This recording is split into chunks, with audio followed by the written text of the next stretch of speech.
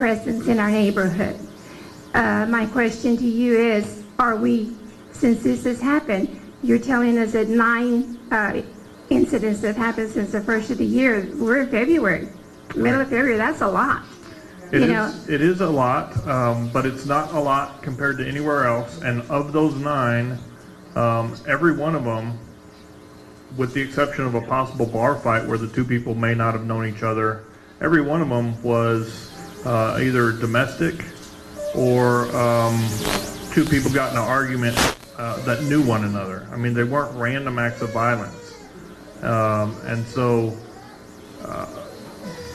how can I say that maybe people put themselves in a bad situation? And so those are the incidents. I understand, and of course we have no control over that, but my question is, we need more police presence. Maybe if we had more police presence in our neighborhood, and because we have that school there, that maybe we wouldn't have as much crime in our neighborhood. At one time, we were the highest crime rate. We had the highest crime rate in the 78415 zip code. I don't know if it's still that way or not, but that's my concern, that we need to have the police presence in our neighborhood. We need to have it. Ma'am, I'm the captain of the uniform division for this district. Yes, sir. And I agree with you 100%. And we have 2 assistant chiefs, and if we could move all the cops into my district, I'd be very happy. Well, thank you. I just wanted to make my statement that we need it. And we do, and I agree with you. And certainly we will come here every chance we get, and anytime we can. Yes, sir. Captain, I appreciate y'all all doing this for the neighborhood, and we appreciate everything y'all do every day. For, I don't know how many years it goes back, 10 years, 15 years, where the 78415 district has been the highest crime in the city. Is that still so? I don't have, no, sir. I don't have that answer, Chief. It's not the highest crime. Actually, you've trended down tremendously over the last 20 years. I'm sorry for seeing. 78415 is that mumble. You can say it. Before the chief answers this question, if y'all want to look at the crime in your neighborhood and you have access to a computer, you can go on a website called crimereports.com. It is free. You can put in your address and look at all the crime that is around whatever address you want to look at. We put our data in there, and you can look at every police report that's written and all the calls for service in your neighborhood. So that certainly would probably help you set your mind at ease. I'm sorry. And the short answer is no, you're not the highest crime area in town. Actually, the highest crime area in town is what's called Bravo 20 now, which is Staples, SPID, south around the Moore Plaza area, around the bar area. They have the highest assaultive crimes, highest property crimes. I know this is a very heinous act, and it brings a lot of light to the neighborhood, and we're all going to respond. It's not just CID, the gang units out there, patrol guys are out there, and women, everybody, they're out there working real hard for you. But in reality, historically, your numbers have dropped. You have a pretty safe neighborhood as compared to some other parts of the city. Thank you all. I just wanted to touch on that, the website. How often is it updated? Nightly. It is updated nightly. Nightly? Yes, ma'am. At like 1, 2 a.m. Yeah, because I was going to mention that. It's for the reports the day before and previous. And I know that Garcia Elementary has an officer in-house. How many other schools have that?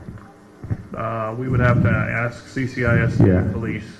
Her question was, we know we have CCISD officers within the schools, and how many schools have officers within them?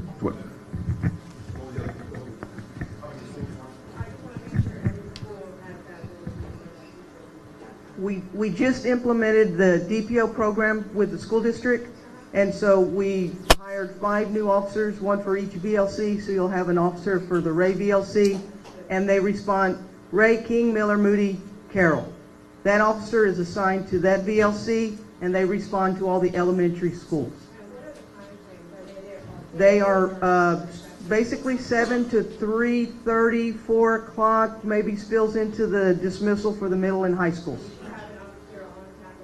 School zones in the morning, school zones in the afternoon, presentations on the campuses, just popping in and visiting during lunch, just walking around and making themselves visible on the campus. Mind you, there's only one for each VLC, but they are going to schedule themselves so that they are out and about. So I don't know, and you know there's 2 high school police officers, 2 safety officers, and then 1 at each middle school. Okay. That will respond to the school, but not, yes. Because I don't want you to say, oh, there's an officer that, no, that's not true. Okay? My question was about how many of these incidents that have happened since January 1st until now, was there guns involved, and how many of these incidents was there guns involved? Just the capital murder. Just this last the one that we're talking about, yes, ma'am. Okay, how many guns involved are there in the whole city? We certainly have gun violence in our city. I mean, within the last 5 years, how many innocent lives have been taken from guns that we are supposed to use to protect ourselves from people invading our land? No, we don't use these kinds of weapons to kill our own people, and I don't think that it's fair to any of these innocent children, for any of these grown adults with their polluted minds of any kind of childhood that they have gone through because their parents or whoever left them or warped them into any kind of violent life, to think that it's okay for you to be wheeling and dealing the wrong kinds of things because you're killing your own people. And this is not okay. It's not okay. I'm very concerned on how the Texas gun law is right now. I am very concerned. Let me answer that for you real quick. And I can tell you, you wonder where people get their guns to commit these crimes. Last year we had 1,300 guns that were stolen in Corpus Christi from cars and homes. And just about 2 weeks ago, we put something out to the media to talk about that. If you have a handgun that you buy, and that's yours, you need to protect it. Do not leave it in your car. People will break into your car, take that gun, and commit a crime that happened just like it happened over the weekend. Same thing with your home. People want to have their gun ready when they're at home, and that's fine when you're at home. But when you're not at home, lock up your weapons. That's what's important. People get guns to commit crimes or trade them for drugs or whatever. So I know you're talking about guns, and people are proud to have their guns here in Texas. But we need to protect them and not leave them in vehicles and where they can be stolen.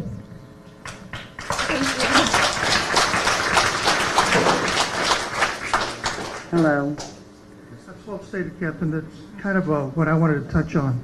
You know, a lot of people in Texas talk about the right to carry arms, the right to bear arms, but very few people talk about responsible gun ownership. You know, when people fail to really protect their weapons, and they may go somewhere and they've got it. They have what I call cheap insurance as it pertains to a gun, because they buy a gun and, okay, I'm going to keep it in the car in case I need it. Or they may keep it in the trunk, or they may keep it underneath the seat, like nobody's going to find it, okay? And they may go somewhere, and if I need it, I've got it. But guess what? They go to sleep at night, and the gun stays there. And who comes across that gun later on? Somebody that burglarizes it. You know, honest people don't break into cars. So crooks break into cars, and they walk away with a handgun. And who encounters that gun? My folks in the field, my officers in the field will come across them, and sometimes you will be victimized by them. I share your pain. I know that everyone here is hurting tonight. It is a horrible thing that has happened. In my 38 years of being on this department, I cannot remember an incident where 2 children were killed, and it is an outrage. I'm glad that you guys are here. You know, you have a committed police department, a very professional police department. These men and women are feeling your pain, and they're feeding off of it. We are doing everything that we possibly can to bring these people to justice. but we can't do it alone. We say this all the time.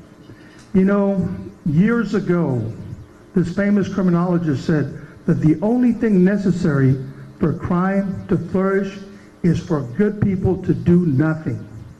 That's all that's necessary. Don't do anything. It doesn't involve me, doesn't pertain to me. I'm not going to get involved. Well, you people are involved. You're here and you are clearly committed. And folks that couldn't be here tonight, that might have information that will help my officers and my department find the folks that are responsible, the people that are responsible for this, I urge you to contact them. I urge you to talk it up amongst yourselves. Get us the information that we need. These guys are working hard. They're fantastic officers. You know, that's one thing that I can say with great pride. And I have a lot of experience. I come from a law enforcement family. My brother Danny's the chief of police in Phoenix, Arizona. My brother Louis was a narcotics officer in Houston. Sir, and my younger with brother, all due respect, sir. And I'm almost done, honey. And my brother Ruben was with the DA's office and was here, and this was the DA's. He was a detective with us, and he's now with the DA's office now. So what I can tell you is that you can take pride, and you can take some comfort that you have a department that is committed to bring these people to justice. And with that, ma'am, I turn it over to you. Well, I'd like to say something about what you just said there too, because I have seen a lot of officer cars parked in baseball campuses and parking lots, just sitting there doing nothing. I've seen that. So you can't keep up with every one officer. I don't know how y'all keep up with each other, but I have seen a lot of that throughout the years, and I'm tired of seeing that. Here are tax dollars going up over and over again, going here and there, and y'all need money for this, and y'all need money for that. When that occurs, if you think something's going wrong, or I know there's some suspicions going on. If something is wrong, there's a unit number on the side of that car, and you call us. That's what I'm gonna start doing. That's fine, and we ask you to do that. We ask everybody to do that. I was gonna call the media and give them some information as to fine, where some of these cars go, because it seems to me like they go and have sex at these places. Okay, ma'am. Now you're making accusations that you're just basing up that on whatever you're saying. Well, that is an accusation, maybe so. Okay. Okay.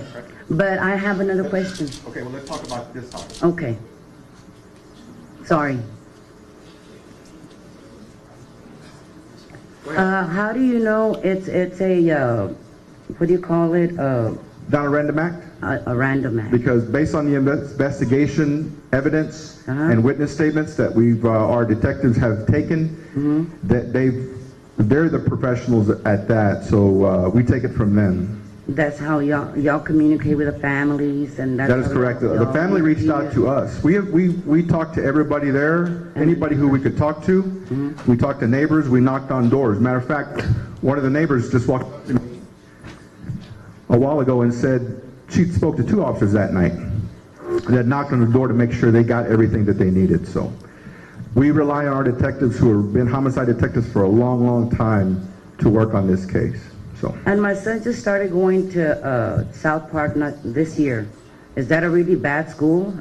Is there something that I need to know? No, ma'am. They just graduated okay. high school, so there's nothing wrong with the school. Okay, because... and nothing wrong with the police department. Yes. Well, we call them, they come.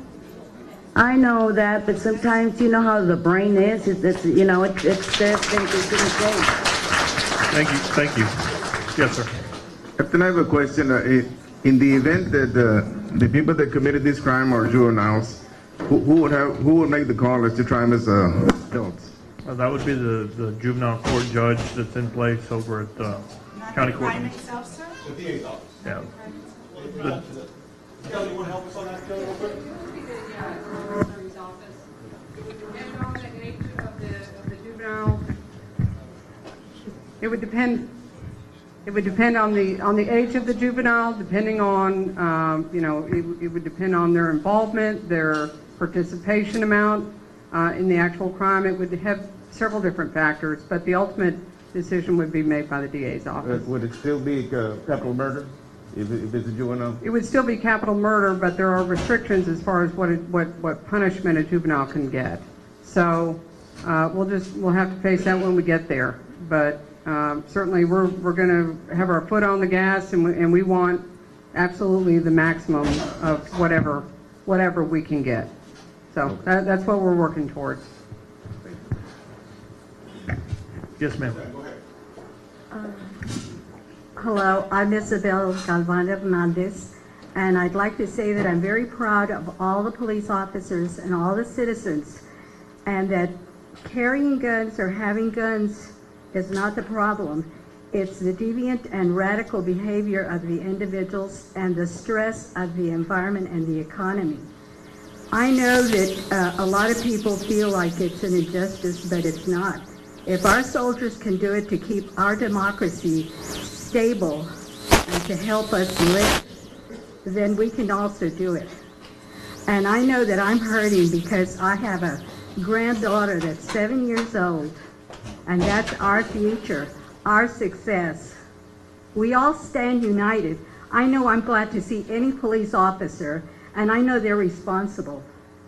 I don't carry a gun, but my father in the service was a sharpshooter and an engineer building bridges. And if we unite and we go ahead and help these confused individuals, we can make a difference because we're one at center and we're standing. And we're all united in not only keeping our democracy, but the whole world. Thank you, ma'am. Thank you.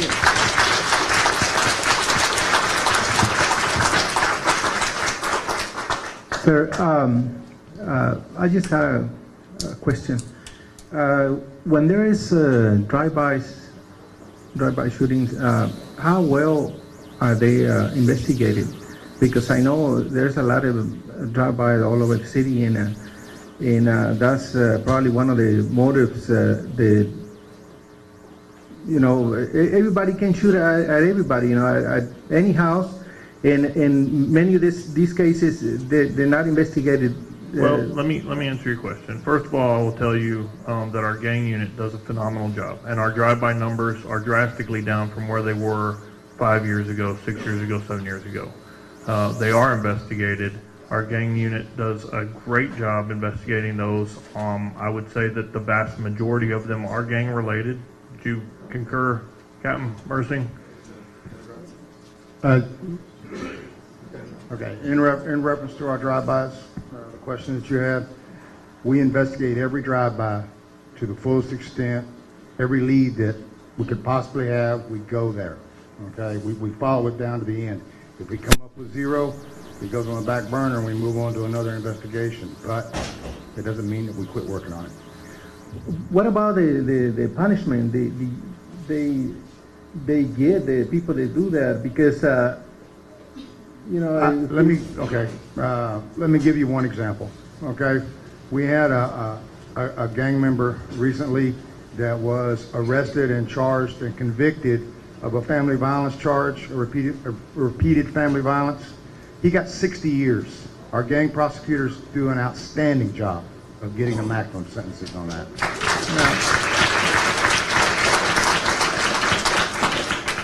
I really don't hear much about punishment on the people that do that. That occurs often, or that any punishment on any trial is posted up on the district clerk's webpage, the county website, and you can go in there and follow through that website and get those convictions. Because I know there's a lot of drive-bys all over the city, and that's probably one of the causes that. Okay, in reference to the number of drive-bys, okay. We had 3 years ago, wasn't it? Okay, we had 50. This past year we had 12. So we have substantially had an effect on drive-bys. With that being said, one question for him. How many active gang groups, I'm not sure how you would word it, are in this city? Because I'm not familiar with that. We got exactly 34 active gangs in Corpus Christi. And that's including the ones that used to be in the gangs. We still contact them. We keep a database going, and if you were contacted as a gang member, you're on our database for 5 years. Every time we contact you, it keeps going 5 years. We have over 2,000, I think it's 2,300 gang members that we have contacted in Corpus. That's what we have documented at this point. That doesn't mean they all live here, because we also contact the ones that come out from out of state or out of town. We are a community where we have beaches, so we're going to have gang members from other cities come over here. But I can assure you, if they look like a piece of crap, they're getting contacted by the gang unit. And then we're going to document them, we're going to put them in our database, and we're going to keep that database until see if they commit any crimes. On most of our drive-bys, like you were saying, they've reduced because we get photos of their tattoos, we get photos of what they wear, we get photos of their vehicles. So when a vehicle description goes out, our gang unit knows. That's this guy. That could be this one. So we start targeting those areas. We hit them hard if we know that we got gangs going after another gang. We got informants out there. We use every tool possible to get these thugs off the street. Our DA's office has been outstanding in getting the highest penalty that we can possibly get on even the smallest crimes. We turned around and started focusing on all crimes, no matter what they are. We're not only focusing on what they're doing, selling drugs, prostitution. We're focusing on family violence. We're focusing on criminal trespass, criminal mischief. We'll hit them up for anything and everything. If you're a gang member, you're on our list, we're going to attack you. We're going to get you. Yes, I had a question. My name is Lázaro Zaragoza, and it's main pertaining to what the officer just answered right now. Is there any way we can put more pressure on these gangs as far as maybe checking them out? I would suggest that you talk to Captain Mersing about that after the meeting. Okay, and the second question I had was... Let me give you another. There is a team designated, they're called the gang unit. And those two gentlemen up there, they have, how many officers do you have? 19 officers that are specifically set to work and to monitor gangs. Okay? So, the reason you don't see them, somebody asked, where are they? It's because the officers know where they're at. And they keep a close watch on them and make sure that they're not committing the crimes and harming the people in our community. Now, there are crimes that happen, but those two gentlemen over there oversee that unit and make sure that they stay on top of it. That's why you don't see them very often. That's why. And the second question I have is, I know the ongoing investigation, but you might not be able to answer, but can they use the cameras as an evidence, like when they go hit an intersection, that time that it happened, and use that Our evidence? detectives will look at anything they can. If there's an ATM machine that they think that they can get some evidence off of, we have a phenomenal group of detectives. Our homicide unit last year was at like 94% solvability rate or something like that, and the year before that they were in the 90 percentile, 100% last year. So and I will tell you, your police department, the men and women who work for you, do an outstanding job, and you should be so proud of them. And if you do have some concerns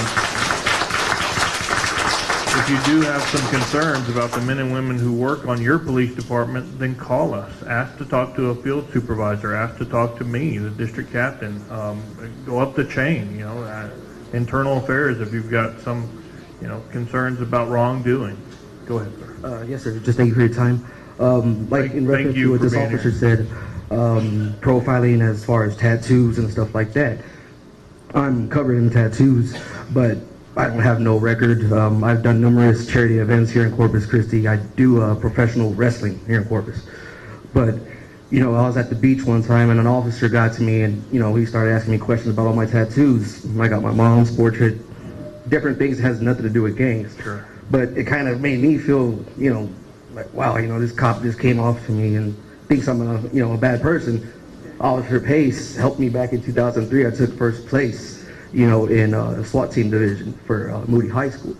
And, it's just, I don't really get when they say profiling as far as, I see gangs out here. He didn't say profiling. And I'll tell you that our gang unit, they may come up and start talking to people just to have a conversation and may want to look at some tattoos, but these guys are experts in these tattoos. Yes, sir.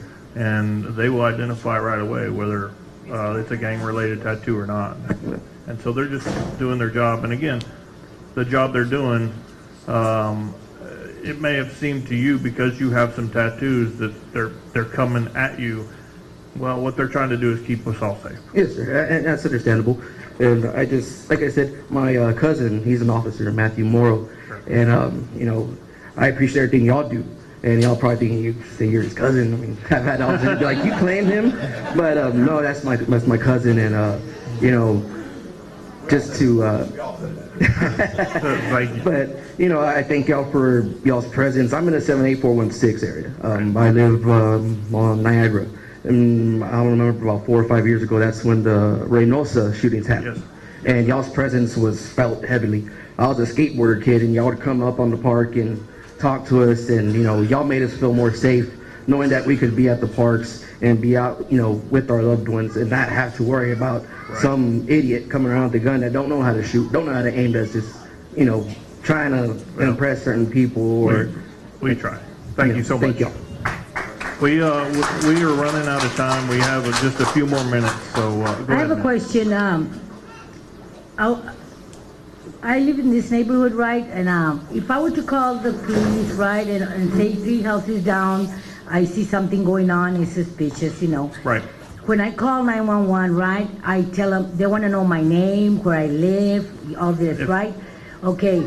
And I tell you the address of that house. Yes, ma'am. Do you come to my house? No, and here's what you can Because do. Okay, I don't want to be a target. Here's what you can do. If you call us, number one, don't call 911 unless it's an emergency. Well, I've never, If what do you it's do? not an emergency, if you see something suspicious, the phone number is 886-2600. Okay. Okay, when they answer the phone, you can tell them right away. I don't want to tell you who I don't want the police to come to my house, but this is going on, and we won't come to your house, and the officer won't even know who you are.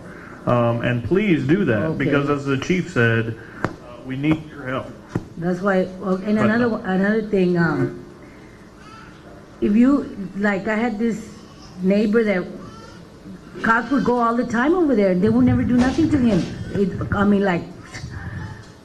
Too many times. How many times do you have to go over there and for some reason somebody's calling? Right. Well, it depends on what. Go over there, the cops, and the cops leave. Right. Yeah. Come on up here, ma'am. You can talk to Captain. So what happens? Well, come on up here real quick. We got to wrap it up because I know that a lot of y'all want to go home, take care of your kids. There's a school day tomorrow. We need to do different things. So I'll take your question, and then anybody else who wants to speak to us or have a question for us, we're going to stay here until we can answer your question, regardless if it's about raccoons or dogs or whatever. We will address that as best we can. Go ahead, sir. Okay, my name's Clark Poosin. I have a cousin of mine that's in Sheriff Department with CCPD, 4.5-year vet. I'm starting to get annoyed. What I mean is, CCPD, we know how good you are. That's what everybody's been hearing. I've been sitting here listening. What are y'all gonna do to resolve this? I see how, well, you point the finger here. We're pointing the finger. CCPD, you're not being so active. We got cops sitting around. Got it. What can we do as a society to squall all? I consider it terrorizing. These gangsters are shooting indiscriminately, not caring what's going on. Can we get like a neighborhood watch, a volunteer neighborhood watch, to help out CCPD? Yes, you can. And one of the things we always hear is, I never see police officers in my neighborhood, and I don't see them in my neighborhood either, right? But I'm not looking outside on my street every single day. I'm not. And officers go by my house, and I'm sure they go by your house. The only way you can combat crime in your neighborhood is take back your neighborhood. And the reason, and how you take back your neighborhood is you meet the people that live in your neighborhood.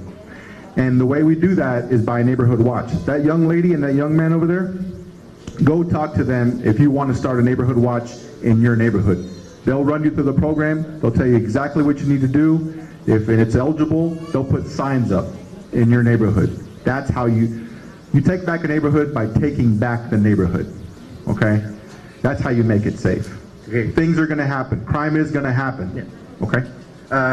One last question Yes, is, sir. is there like a volunteer, I don't know, like training program for CCPD for some guys or anything like that besides Neighborhood Watch? No, we have a reserve officer program and of course a police officer. If you're a veteran, I'm a veteran, we'd like for you to come join us if you want to combat crime. Be one of us. Thank you.